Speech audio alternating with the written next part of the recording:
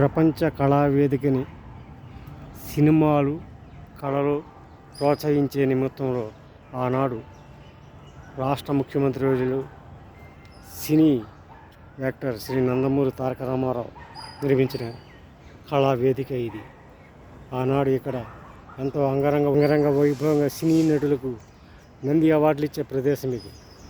ప్రస్తుతం విచ్ఛిన్నమైపోయింది.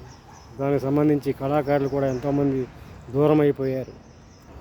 చూసారా, 1986 అంతర్జాతీయ చలనచిత్రాల చిహ్నంగా తెలుగు జాతి కళాతోరణం గౌరవ ముఖ్యమంత్రి నందమూరి తారక రామారావు చేత 1986లో దీన్ని స్థాపించడం జరిగింది. అయితే దానికి సంబంధించి ఇక్కడ ఎన్నో కళాఖండాలు, ఎన్నో అవార్డులు, సాంస్కృతిక కార్యక్రమాలు, అనేక కార్యక్రమాలు కళావేదికగా నిలిచిన మహోన్నత స్థలం ఇది. ఇప్పటికీ విచ్ఛిన్నమై కళాకారులు హీనులై అలా మరుగున పడిపోయిన పరిస్థితి. ఇదే థియేటర్లో, ఇదే ప్రాంగణంలో అనేక వేదికపై కళాకారులు ఎంతోమందికి అవార్డులు ఇచ్చి ఎంతోమంది నంది అవార్డులు పొందిన ప్రత్యేక ప్రదేశం. మన కళా తపస్వి విశ్వనాథ్ సినిమాలు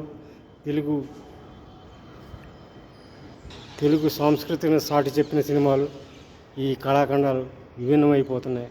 అయితే ఇక్కడ పూర్వంలో రోజుకో సినిమా చలనచిత్రం ప్రదర్శింపబడేది. అందరూ కూడా కూర్చొని సాయంత్రం మాటలు వీక్షించే ప్రదేశం అంట మన నందమూరి రామారావు గారికి హ్యాట్స్ ఆఫ్.